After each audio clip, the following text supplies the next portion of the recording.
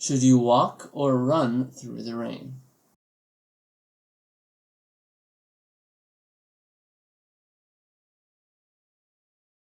On page 25 of the Family Stories book by Saba, there's an interesting physics problem. A few years ago, we thought about this problem, and we came up with various ways to solve it.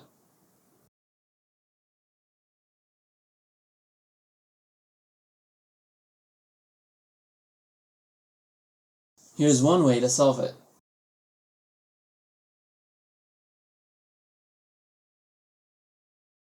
The following diagram represents a person as a rectangle, walking or running through the rain. Here's running through the rain. Let's pause right here. This is the person who is running. As you can see, he's a rectangle. And these are all the raindrops that hit the person.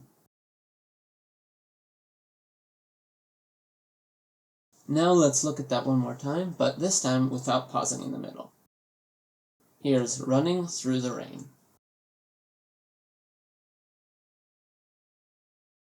The gray path highlights the raindrops that hit the person running from the tree to the house.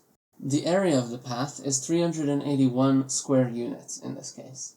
The units in this diagram are arbitrary.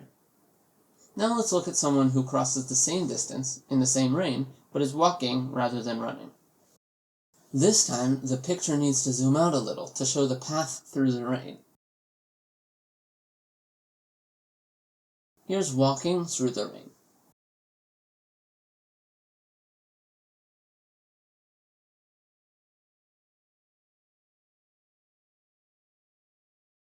This time the path is much longer, and so it has more area.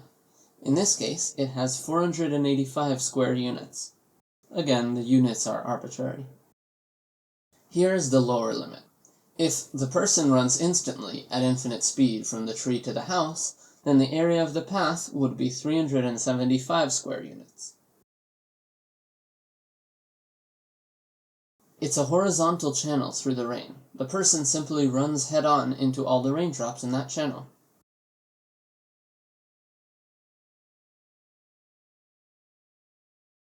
At the other extreme, here is the upper limit.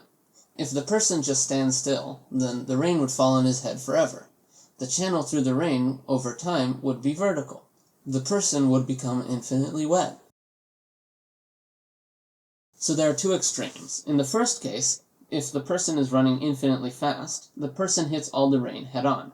And in the second case, if standing still, all the rain hits the person from above.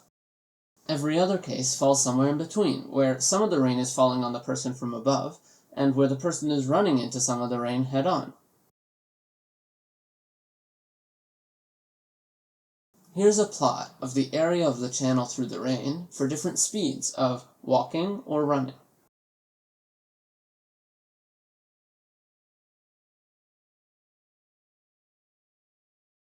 Let's look at this from the left to the right. The farther you go to the right, the faster the person's speed. And the faster you go, the less rain hits you. As you approach infinite speed, you approach the lower limit, as we saw before.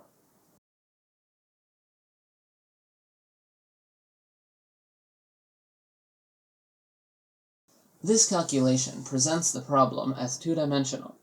The channel through the rain has two-dimensional area. In reality, the problem of a person walking through the rain is a three-dimensional problem, not a two-dimensional one. And in 3 dimensions, the channel through the rain has three-dimensional volume. However, the relationship between speed and the rain that hits the person remains the same. So run, don't walk.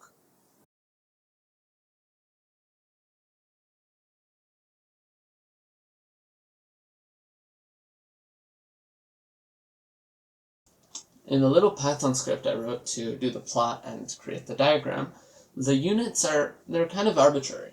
They don't really mean anything. They're just how I happen to define the width of the person, the height of the person, the distance the person is going. So just based on that, you get a certain unit size, but it doesn't really mean anything. So alternatively, we could have normalized everything. We could have made it so that like the amount of rain that hits a person at the lower limit, let's say the infinite speed would be 1, and then we could say, let's say the walking person is 1.4 times the lower limit, and so that would be 1.4 units because we would define the lower limit as 1, and then let's say the running guy would be 1.2. So it's better, but not lower limit better, because that would require infinite speed. On the other hand, there are still a bunch of arbitrary factors at play, because the width of the person, let's say, makes a big difference. If the person were infinitely thin, so in 3 dimensions that would mean being like a plane, and in 2 dimensions, in our 2-dimensional example, that would be like in our diagram, that would be like a vertical line. Well then, if the rain is falling from above, and the person doesn't move at all, he wouldn't get infinitely wet. He wouldn't get wet at all, because no rain can hit him from directly above when he's just a vertical line. There are other factors we could also take into account, such as the angle the rain is falling at. But we looked at a simple case. The beauty of this solution is that once you understand that you can flatten the 3-dimensional complicated problem into a 2-dimensional simpler model of the problem, and once you understand that you can see the path that the person is taking as like a channel through a plane of raindrops, it is much easier to conceptualize, and it ends up being a much simpler problem.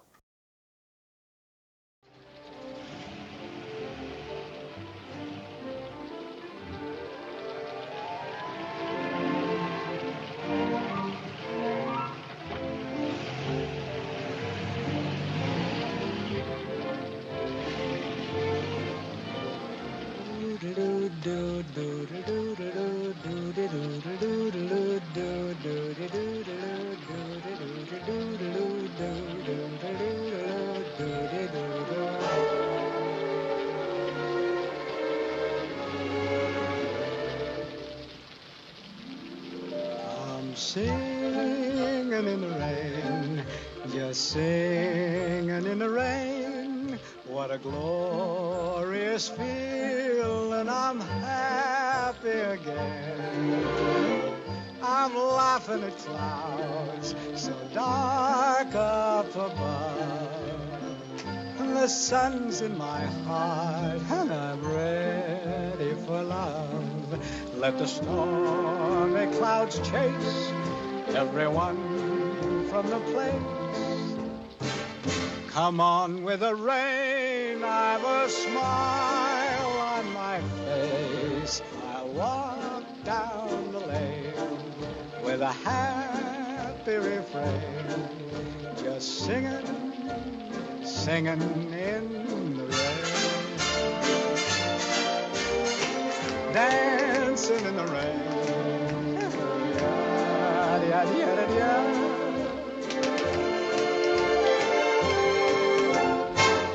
I'm happy again.